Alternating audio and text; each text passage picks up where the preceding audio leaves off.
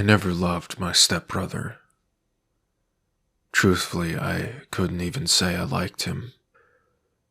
But by no means did he deserve his fate, whatever it may have been. I'm committing this last memory to paper, as best as I can recall it, before the pills and therapy snatch them away forever. We became a family when I was only 6 years of age. My mother died when I was barely out of infancy, and my father, in loneliness and grief, turned towards the first woman who showed an inkling of interest, or at least tolerance. After a long and tumultuous romance, they tied their vows and almost immediately began to make each other miserable, a theme which would resonate between my new brother and me. Daniel wasn't a literal monster, but in the eyes of a younger sibling, he may well could have been. 2 years my senior, I grew up dreading the inevitability of a daily teasing or beating, knowing the hopelessness that he would try to make my everyday miserable. One instance sticks out in particular now, perhaps resurfaced by the irony of the recent events that have caused my incarceration. We grew up in a small town, out in the middle of nowhere, and our backyard consisted of a massive forest which stretched as far as a child could wander. I spent many hours in the woods, and where most children might feel lost or scared in the wilds, I felt safe from the conflicts that ravaged my home, away from Daniel and the evil woman he called Mother. Not too far into the woods, just up a hill and through a thick bramble, was a pond of decent size, old and stagnant and covered in a green film of algae. While most of the forest was a comfort, the pond always bothered me. I hated everything about it, from its sickly green appearance to the faintly putrid stench that the still water produced. But as it was wide enough to cover a large stretch of the forest, it was necessary to pass by it during my hikes. One day, while I was unaware, my stepbrother decided to follow me. He stalked me through the forest as I explored, just out of sight, like a predator on the hunt. As I paused by the pond to gather stones, Daniel silently closed the gap between us, creeping between the trees as he approached. I never heard him coming. The next thing I knew, I was pushed through the air and tumbled down into the water, crashing through the layer of algae and into the dark cold of the pond. I panicked, struggling for air, desperate to escape the murky water that I was sure would swallow me and leave nothing to be found. As I fought to breach the surface, I found I was being held down, forced to hold the last bit of air that burned to escape my lungs. Every terrible fear I knew felt like a reality, waiting for me at the bottom of the pond. Finally, when I was all but sure that I would die, I found myself released. I broke the surface with a gasp, every muscle in my body screaming for air and the comfort of the shore. When I reached safety and had come to my senses, I became aware of an uproarious laughter behind me. I turned and saw what I should have expected. My stepbrother, cackling like a madman at his brilliant ambush. Of course, when I arrived home, his mother would hear nothing of my side of the story. Daniel told her that I fell in, and his best clothes were ruined trying to save me from drowning. The thrashing she gave me for my lies was one of the worst I'd ever received, and I was forbidden from ever venturing into the forest again. As I said, I never loved my stepbrother. But there was one time, and perhaps only one time, that I felt close to him. It only took the death of his mother. It happened when we were 17 and 19, respectively. While she was walking home from the liquor store late one night, a drunk driver swerved just a few inches off the road and struck her in the side. As she fell, her head landed on a guardrail, killing her instantly. Our family is just full of little ironies. In his grief, Daniel turned to God. I myself was a devout agnostic, finding no fault in faith, but many in religion. At the time, I supported his newfound devotion, believing it would be a positive influence in his life. After all, I couldn't think of any religion that would condone his prior behavior. At the very least, perhaps I would earn some well-deserved apologies for a childhood of mistreatment. He found a church near home, one that I had never heard of, the Church of the Shepherd and Prior Day Saints, and spent most of his spare time engaged in study. As he had recently moved away into a nearby apartment complex, I rarely saw him anymore, and I was happy to no longer suffer his presence. I focused on my schoolwork and looking after my father, who had once again fallen into depression and drink after losing his second wife. My stepbrother came by every few weeks to see how we were doing, and I quickly noticed a great improvement in his character. As I had hoped, he expressed deep remorse for his childish behavior and often sought to make amends. On occasion, he would bring us small gifts or take us out to dinner, little tokens of gratitude for putting up with him for so long.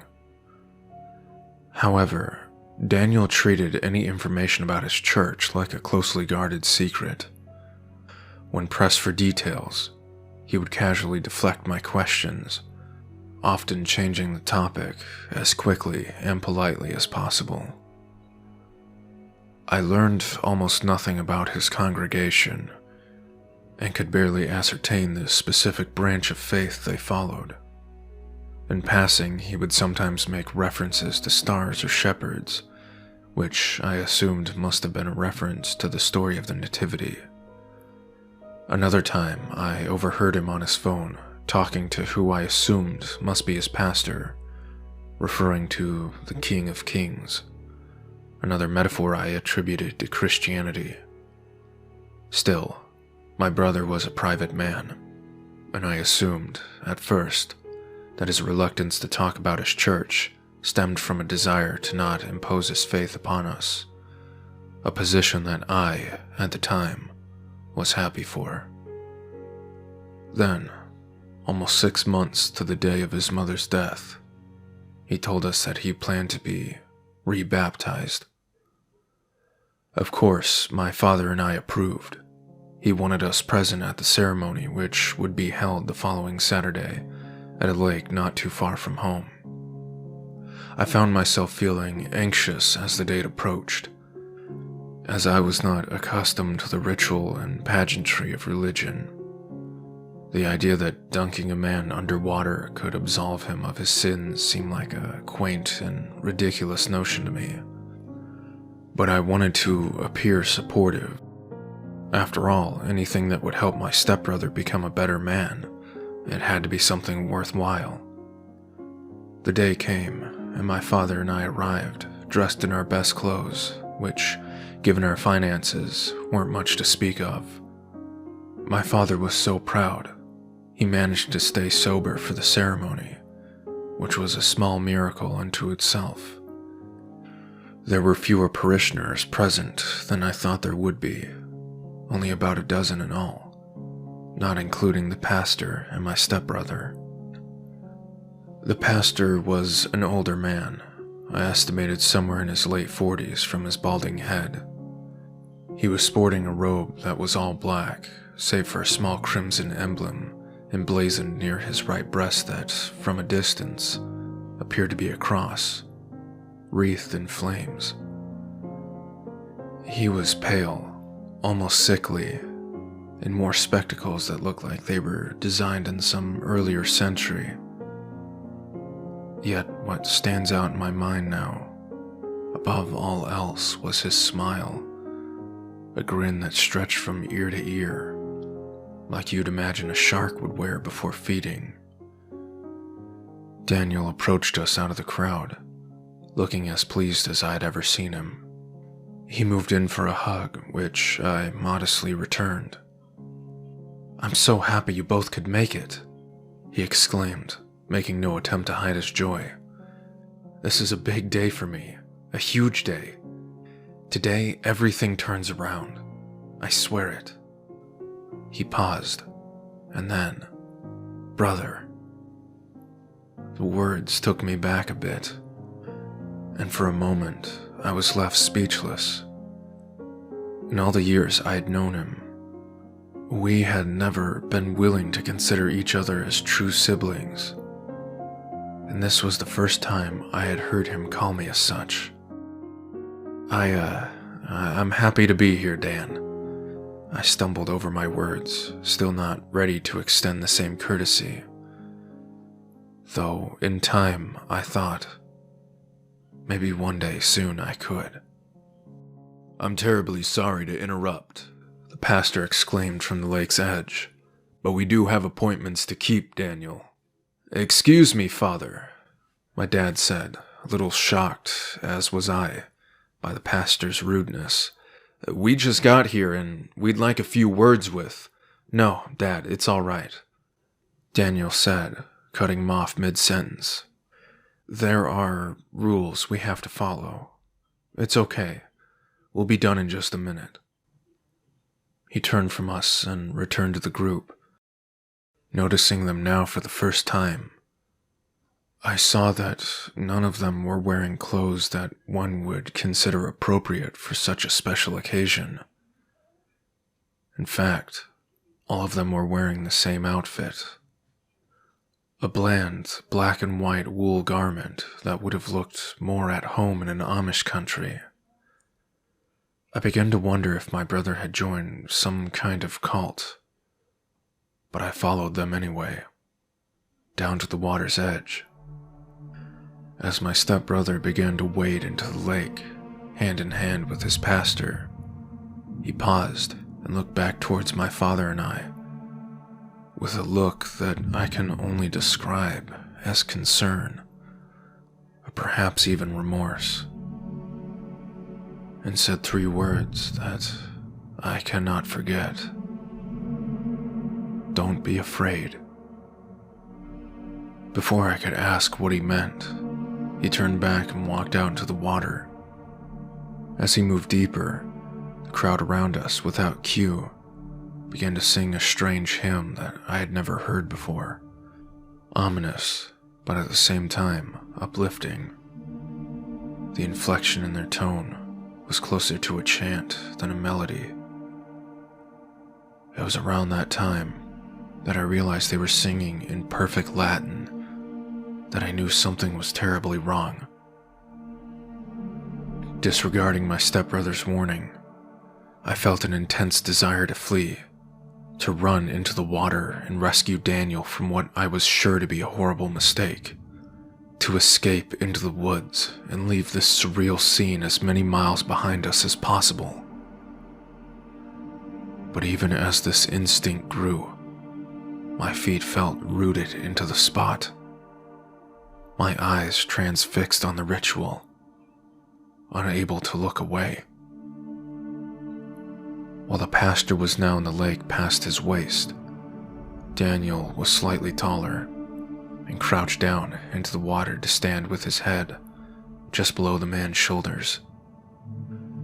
He looked up to the pastor, his face awash in awe, as the man raised his hand above my stepbrother's head and began to speak. "We are here today to cleanse our brother Daniel of his sins," he started, "to wash his spirit clean in this holy lake, and present him to our Lord as a man of faith renewed, his soul reborn, his devotion absolute." He closed his eyes then, and with a look of utmost concentration, uttered a chant in another tongue, one that I still haven't been able to place to a region or time in known history. Even without knowing their meaning, I could sense a power in those words, one that no other religion could claim authority over. It lasted all of 30 seconds, but to me it felt like an immeasurable time.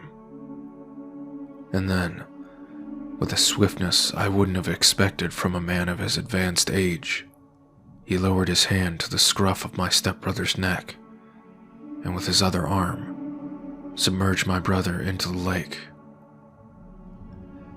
In preparation for this day, I had watched other baptisms on the internet, so I would know what to expect. I knew that my brother shouldn't have been under the surface for more than half a second. A whole second, if the pastor wasn't quite as quick as the younger ministers. When, at 6 seconds, Daniel was still being held under, my father began to yell. I honestly couldn't tell you what he screamed at the pastor. The next minute of my memory is still terribly muddled by what transpired. When I try to remember, there are small gaps, little details that I've forgotten, as if my mind is still trying to come to terms with what surely must have been impossible. What I do remember is terrible, though, and I hope that these abstractions are merely my psyche trying to cope with the reality.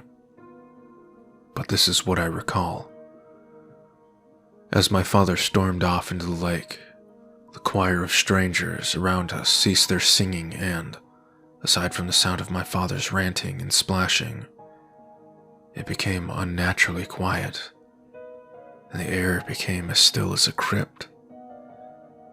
I remember then my father ceasing his advance, stopping mid-sentence as he became aware, as I was, that there was something utterly dark and unholy transpiring before us.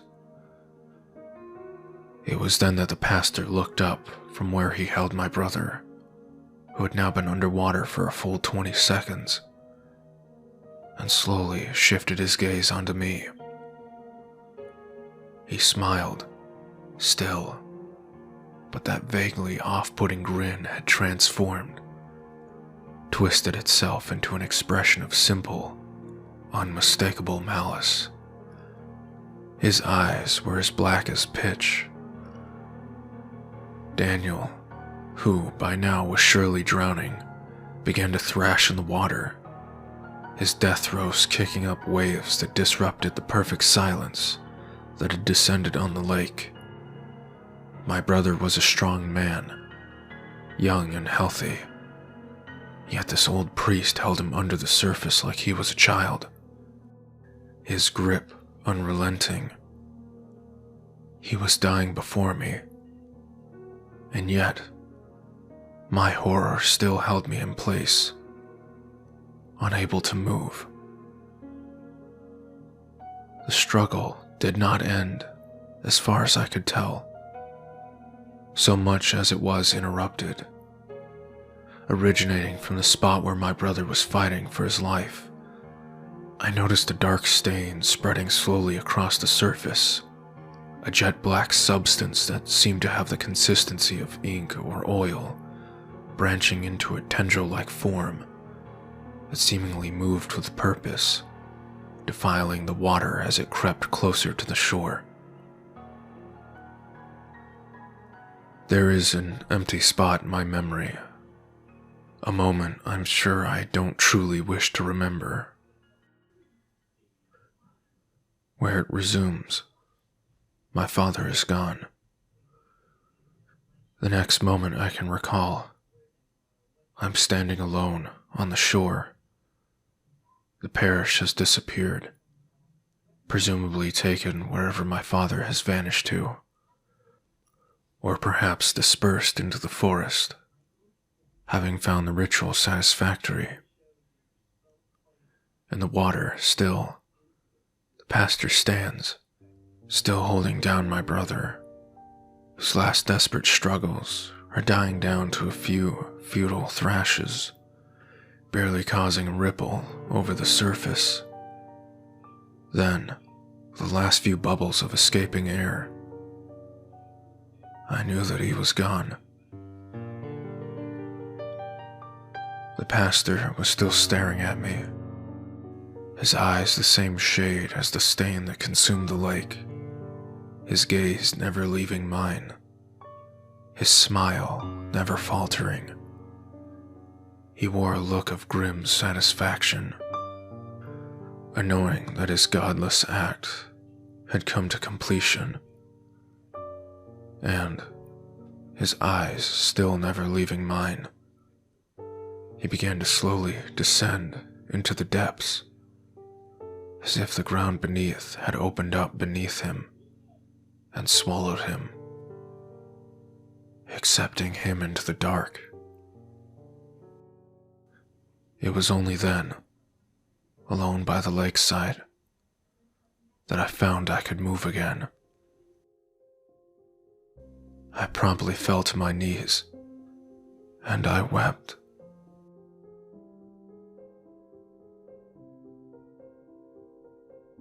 The police never found my brother, my father, or any proof of the church's existence. They even had the audacity to accuse me of their murder. But I was released on lack of evidence. After all, there wouldn't be much of a case if they couldn't find any bodies to pin me to. Begrudgingly, they sent me to the care of a local psychiatric hospital. While the staff here has treated me well, I hold a bitter resentment towards them. No one here believes my story. They call it the fevered delusions of a disconcerted mind. They try to drown my memory in pills and hunt for hidden meanings, but they'll find none. I am certain, as terrible and impossible as it may be, that what I saw, what I witnessed, is beyond the grasp of a sane mind. I know it to be true. And when I lie in my bed at night, unable to sleep, I comfort myself by thinking that my brother knew what he was volunteering for.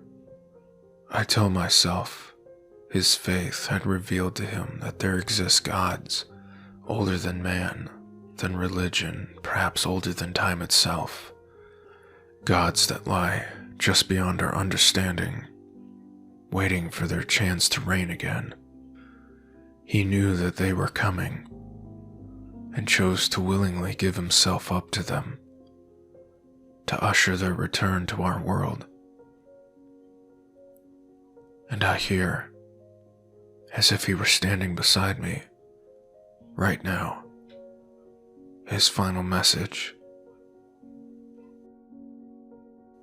Don't be afraid.